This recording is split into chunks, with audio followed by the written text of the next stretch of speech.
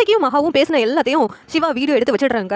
Video எடுத்து வச்சதும் இல்லாமல் மகா போன பிறகு இசைக்கு கிட்ட போயிட்டு, இங்கே பாரு, கோவில் நகையை உன்னை திருட சொன்னது யாரு, உண்மையை சொல்லு அப்படின்ட்டு அடிக்கிறாங்க. உடனே இசைக்கு அக்கா சொல்லி தான் நான் எல்லாம் பண்ணேன்னு சொல்லி உண்மையை சொல்லி சொன்னதும் இங்கே சிவா வந்துட்டு இப்பவே என் கூட வா அப்படின்ட்டு நேராக வீட்டுக்கு கூட்டு போறாங்க. இது அக்கா முன்னாடி நீ உண்மையெல்லாம் சொல்லணும்னு சொல்லிட்டு அப்படி அன்னபூர்ணி கிட்ட இசைக்கியை கூப்பிட்டு வந்ததும் இவனுக்கு இங்கே கூட்டு வந்துட்டு சிவா அப்படின்னு சொல்லிட்டு கேட்குறாங்க.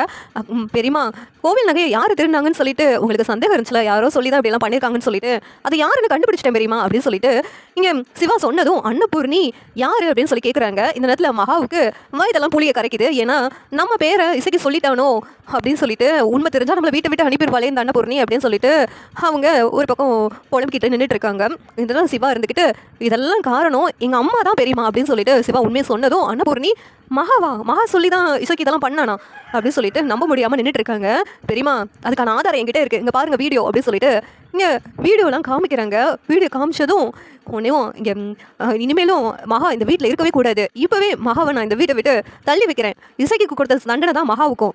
மகா ஒரு நிமிஷம் கூட இங்கே இருக்கக்கூடாது. மகா இருந்துட்டு அக்கா என்னை மன்னிச்சிடுங்கக்கா, அந்த சிந்து மேலே பழி போடணும்னு சொல்லி தான் இப்படிலாம் பண்ணிட்டேங்க்கா, என்னை மன்னிச்சிடுங்கக்கா அப்படின்ட்டு சொல்கிறாங்க. அன்னபூர்ணி, என்ன என் கூடயே இருந்து எனக்கே துரோகம் பண்ணியிருக்க, ஒரு நிமிஷம் கூட இந்த வீட்டில் நீ இருக்கக்கூடாது, உனக்கும் அந்த இசைக்கு கொடுத்த தண்டனை தான், இப்போவே கிளம்பு அப்படின்னு சொல்லிட்டு மகா கிட்ட அன்னபூர்ணி கோவமாக பேசுகிறாங்க. உடனே சிவா இருந்துக்கிட்டு நீங்கள் இப்படியெல்லாம் பெரியமாவுக்கு துரோகம் பண்ணுவீங்கன்னு நான் கொஞ்சம் கூட நினச்சி பார்க்கலாமா, உங்கள் மேலே நான் சந்தேகப்படவே இல்லை, ஆனால் நீங்கள் இப்படி ஒரு வேலையை பண்ணியிருக்கீங்களே அப்படின்னு சொல்லிட்டு சிவாவும் மகா மேலே கோவப்படுறாங்க. உடனே மகா, நீ உன் பெரியமா கிட்ட சொல்லு சிவா, என்னை வீட்டை விட்டு போக வேண்டாம்னு சொல்லிட்டு நீ சொன்னால் உங்கள் பெரியமா கேட்பாங்க அப்படின்னு சொல்கிறாங்க.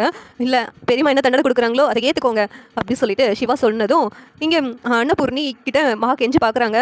இப்போவே வெளியே போக சொல்லு அப்படின்னு சொல்லிட்டு இங்கே அனுப்பி விட்டுறாங்க. சிவா, நீ சொன்னால் பெரியமா கேட்டுக்குவாங்க, பெரியமா கிட்ட என்ன மன்னிக்க சொல்லு சிவா அப்படிங்கிறாங்க.